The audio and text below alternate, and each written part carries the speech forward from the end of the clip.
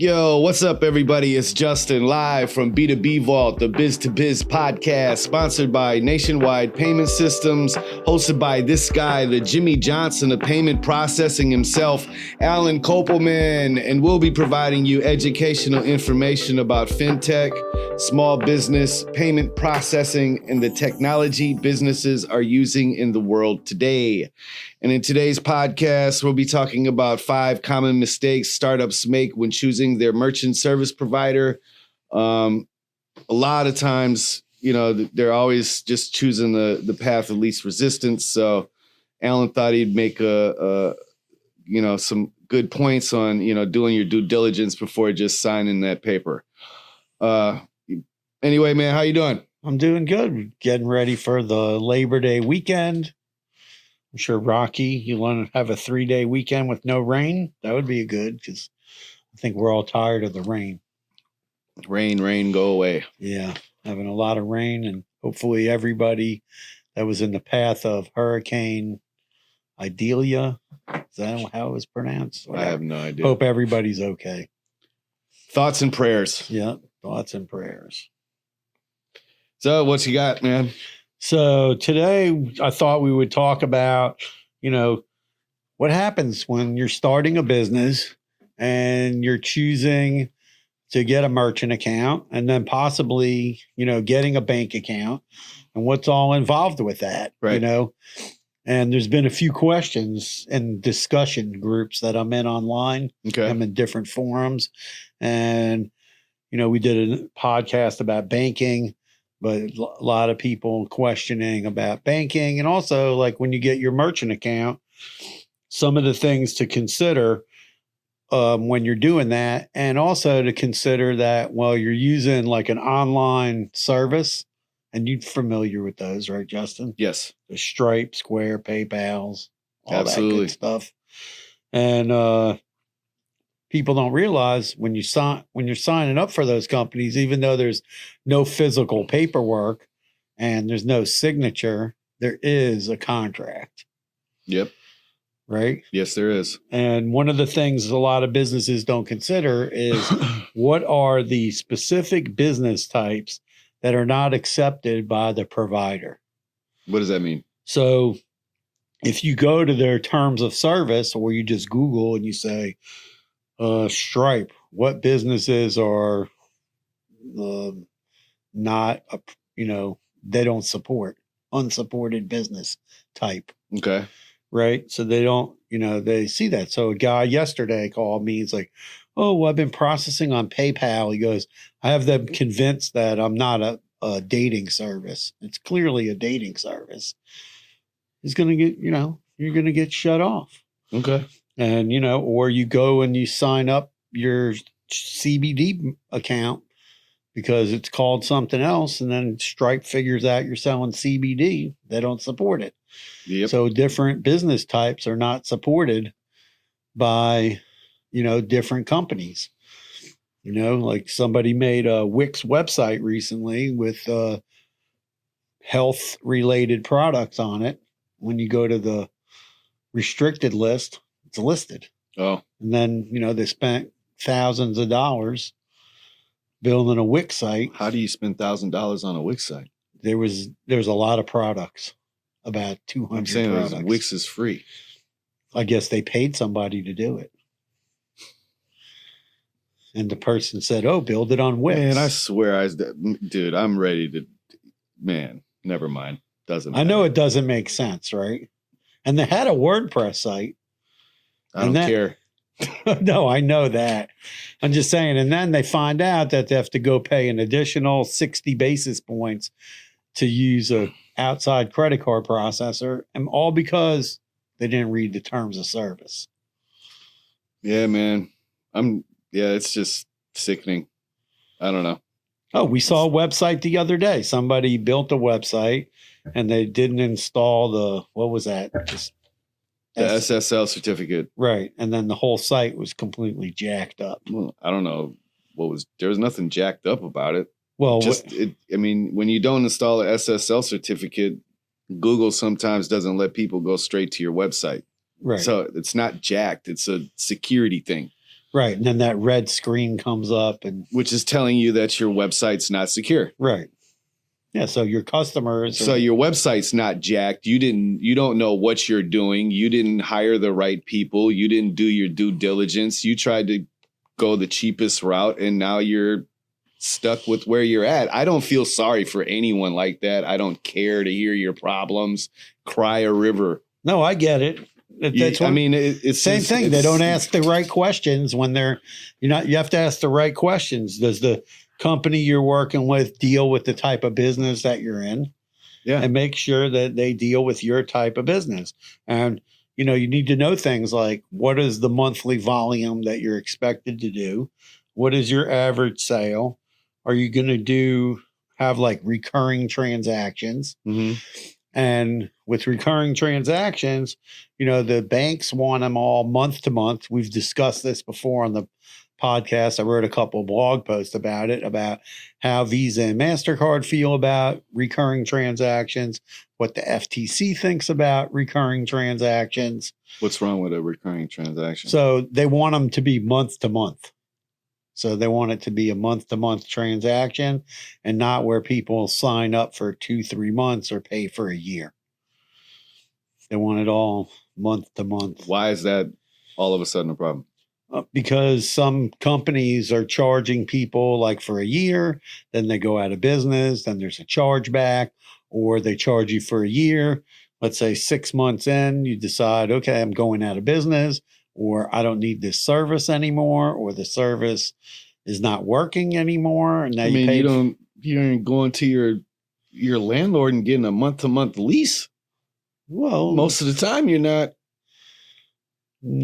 Most of the time you're not going to get a month-to-month lease. You might have to pay extra if you're on a month-to-month lease. Yeah, exactly. So, it's like renting a car. This just seems another way of screwing the small business owner over again, because in all honesty, the month like that, like those maintenance plans,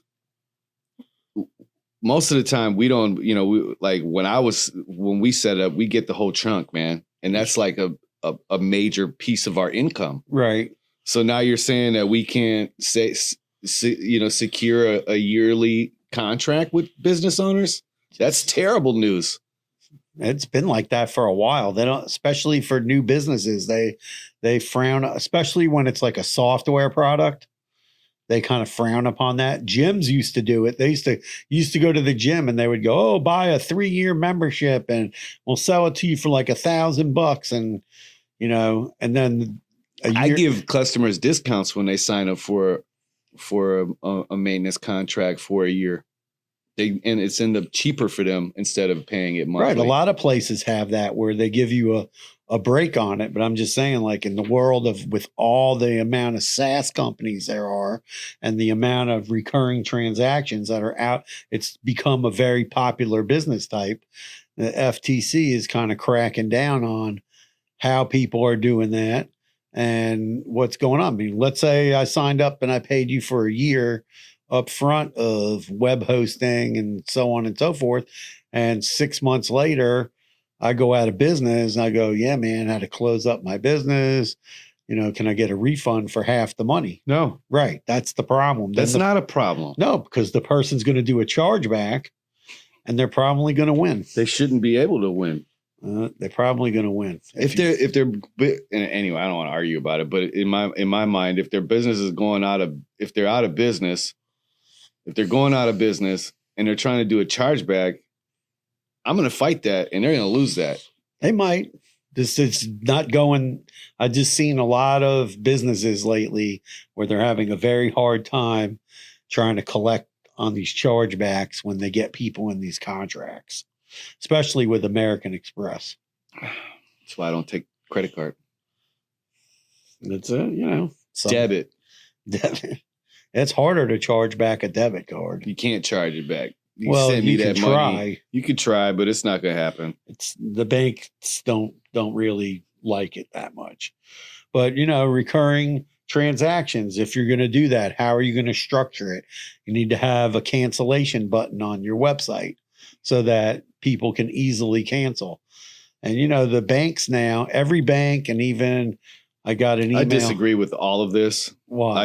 I do not agree with having a cancellation button on your website. Like, I get it for like certain things, but they shouldn't be able to just say that for all industry. That's totally unfair. That is really messed up. Like, I never really thought of it about like that, but that's not okay. Well, now look at some of the, what do we see? What are those things called? Rocket something is that one software. Now I saw Equifax and a couple of other of the credit monitoring, and the banks are rolling out. Oh, they show you all your recurring transactions. And if there's one that you don't want anymore, they cancel it for you. Yeah. So I'm just saying it's making it more difficult for businesses who are doing a recurring billing to customers. They shouldn't be messing with it. Who? The banks? No. Well, I think the banks think I said the FTC shouldn't be messing with it. Well, I think that they think that the Visa and MasterCard made a rule in 2021 and again in 2022, and they see merchants not following the rules. So now the FTC is going to step in. Because it's a shit rule. I don't think it's, I think if you, I'll give you an example. I signed up for something. I went to the website to cancel. You have to go click a button and then you fill out a form, you fill something out and they supposedly cancel you. So I screenshot it. Okay. So this is what you're talking about is totally different from what I'm talking about. Okay. You're talking about a monthly subscription to something. Right. That's what we're talking about. I'm talking about like you sign a contract for a yearly maintenance program. Well, that's two different things. But it's still the same thing when you're talking. It's two different subscription models, right? Yeah. But it's still a subscription. Right. Because you're providing a service instead of a piece of a software. Right. It's still a service, though. I understand that, but part of the service is you're delivering a service over a period of time if someone's paying for a website. And as was the software would be delivering its functionality over a period of time as well. Right, but if they have a month-to-month deal with the customer should be able to cancel the software. That's not, I'm not disagreeing to that. So what's happening is these companies are making it hard for people to cancel. But if you've paid for a year up front, right? No, I'm talking about month to month. No, I'm just saying, like, if you've already paid for your year. Right. Like, yeah, you sign up and then 3 months in, you don't like it and you're supposed to be able to get your money back. I don't know. I'm not. I'm just saying, depends what's in the contract. What happened? You're broke now and you're trying to recoup. That's why they frown upon yearly contracts for yearly software for new businesses. Especially someone starting a new business, it's home-based. They have no skin in the game. They're operating the business out of their spare room in their house. So how can you justify letting somebody do that? The banks aren't going for it anymore. I don't know, man. I don't have the answers, Sway. Okay, well, when you don't have cancellation button on your site, you're going to end up with a bunch of chargebacks. Listen to Alan. He knows what he's talking about. So, I talk to people all the time having this issue. And I tell them, I go, I know you don't want to have a cancellation button and you want to have a recurring billing and you want to ship out the product every month or charge people for the SaaS product every month. But if you don't do that, person's going to do a chargeback. Their bank's going to go in for 3 months. Not just 1 month, and cancel. If you put the cancellation button, they'll cancel 1 month and they'll tell the customer, sorry, we're not doing 3 months because there's a button there and the merchant is complying. I agree. I get it. I totally get it. I just think that if this is like being enforced on a level of what you're talking about. Well, you got some abusers. I think that this is affecting people in my industry for sure. Yeah. Well, the problem is you have a group of businesses that is abusing it. And then that's getting the attention of the FTC. And then it spills downhill. And then good businesses get hurt because you have businesses with poor business practices. Yep. And then that spoils the cart for everybody. That's the same thing. And we see it I've seen it in every industry that we deal with. Nutraceutical industry, CBD industry. You have good, people with a good business plan. And then you have other people that don't have, that their business plan is, very, very fluid and fast moving. And then they get a ton of, I had one guy, he's went through 3 corporations, tons of chargebacks because they don't want to put a cancellation button on the website. Well, that's just dumb. Yeah. So, I mean, obviously there's a problem where people don't want to. Like, don't get me twisted here. Like, I'm saying, like, I'm a fan of having a cancellation button, but also, like, there's what's right and what's wrong is wrong. Like, if you sign a contract and you're you signed up for whatever, 3 months, 6 months, 12 months, whatever it may be. Right. If you sign that contract, man, that, you should be held accountable for that. And you shouldn't be able to, like, call the bank and say, hey, I want a charge back. That's not cool. That's not okay. I think there's also a difference between when somebody's providing a service and then there's a product.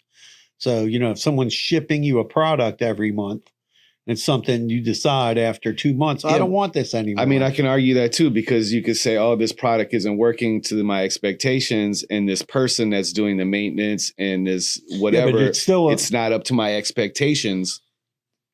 What is the difference there? I know, but I'm saying it's two different kinds of industries. I get that. So but if the bank is just saying, like, you can't do this, then how are they going down the checklist and saying, okay, this guy's okay for charging like this, but this business isn't okay? They look at what kind of business is. That's why that's ridiculous. Yeah, but now you have tons of businesses, these agencies and coaching companies and all that, and they're the one. There's tons and tons of problems with some of the way people are conducting business because people are idiots and saying that this guy is going to change their life by watching a 12-hour video for self-improvement. I get it. I'm just saying you shouldn't be, and your money should get taken for sending that money to that guy.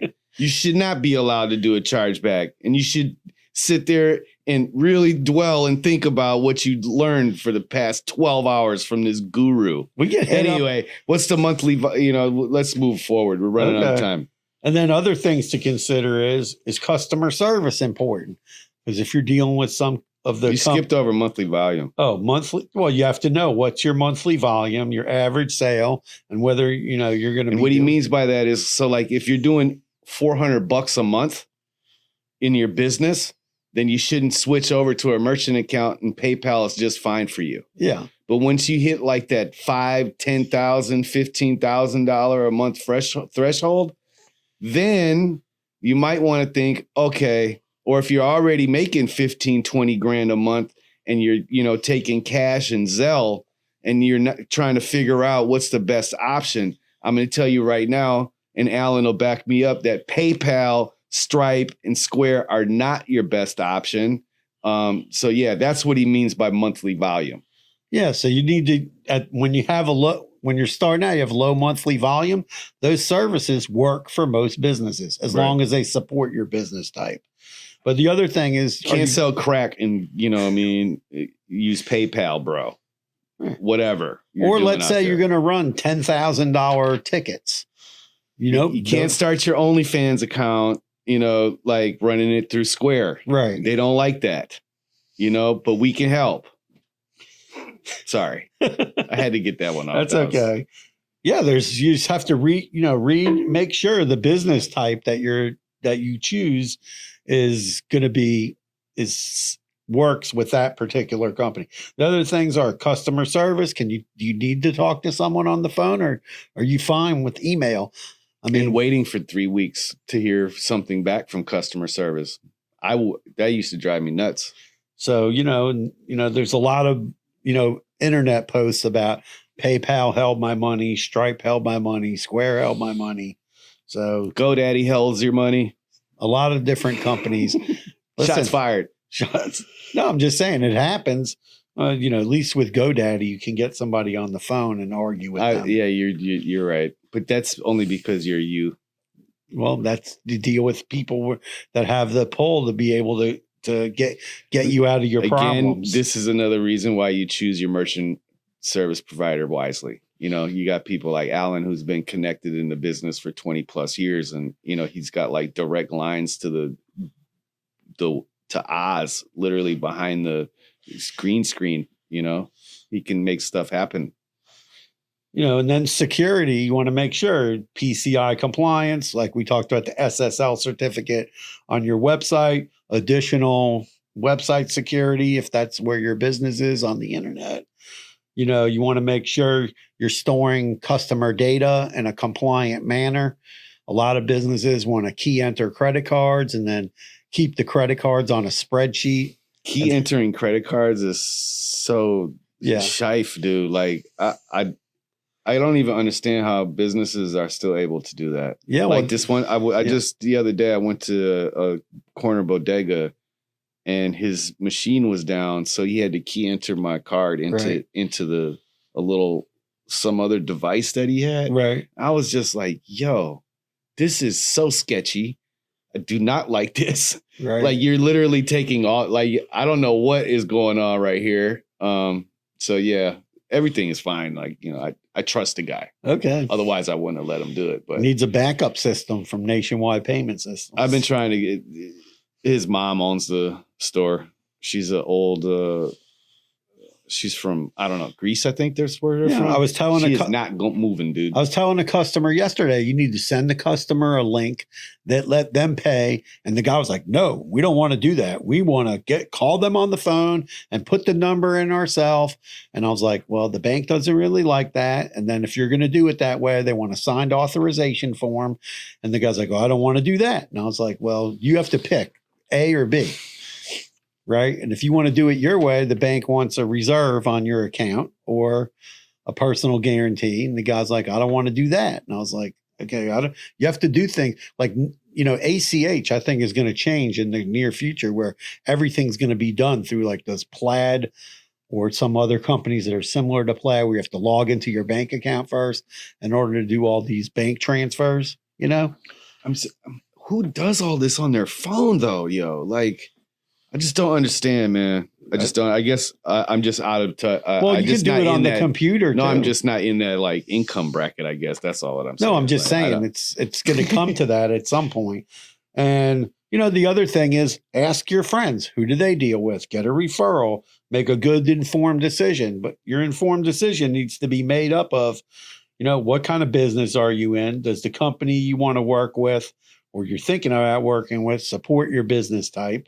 Do you need a point of sale system, a credit card, or just a gateway and a virtual terminal? Or do you need some kind of mobile processing, right? Something customized for your business? Get a customized, where we can do a more customized solution where if you go with a PayPal, Stripe, Square, things like that. It's A and B and that's it. Yeah, like you get this or this, and that's that. It's just in the box, and whatever's in the box, that's what you have, where we can create customized solutions for you, even with point of sale we have customized solutions that are customized specifically for a convenience store, liquor store, smoke shops, bars, you know, things like that. So there are customized solutions out there where the software provider, even for billing, for B2B billing, we have customizable solutions for all of those type of things.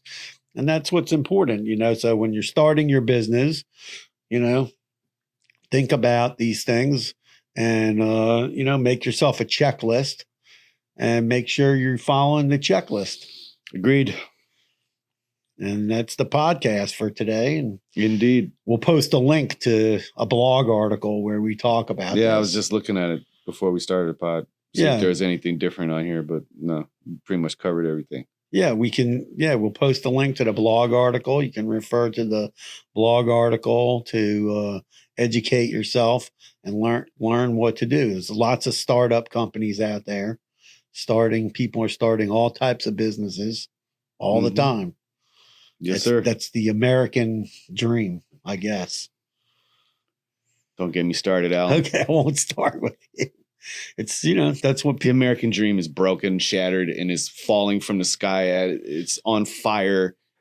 People are screaming. Okay, come on, let's, you know. Yeah, I'm just saying, bro, the American dream is done. I don't know about that. people, bro, you can't buy a house.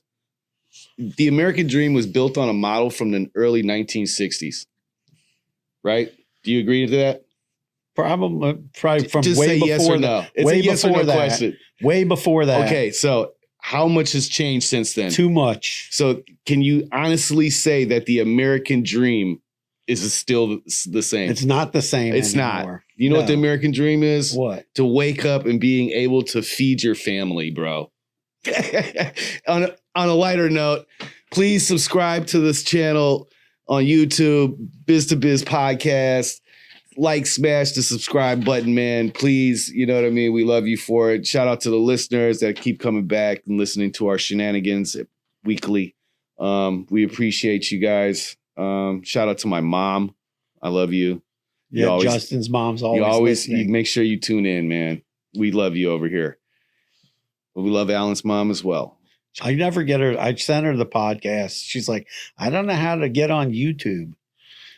I have to have my mom send her a tutorial. It's really easy.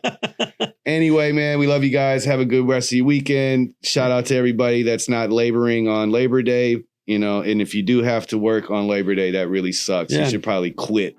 And football season is starting soon, and baseball's getting finished up. So shout out to the Brewers, 6 game ahead in first place. Nice. They're kicking arse. I don't know how the Marlins are doing. I don't care. Jacob's a big Marlins fan. Going to the game next month too, man. So nice. Going to see the Brew Crew. Anyway, man, have a good weekend. Don't burn yourself on the barbecue grill. Don't get have drunk. Have a safe Labor Day and be good and be on time to work on Tuesday. Yes. All right. Peace.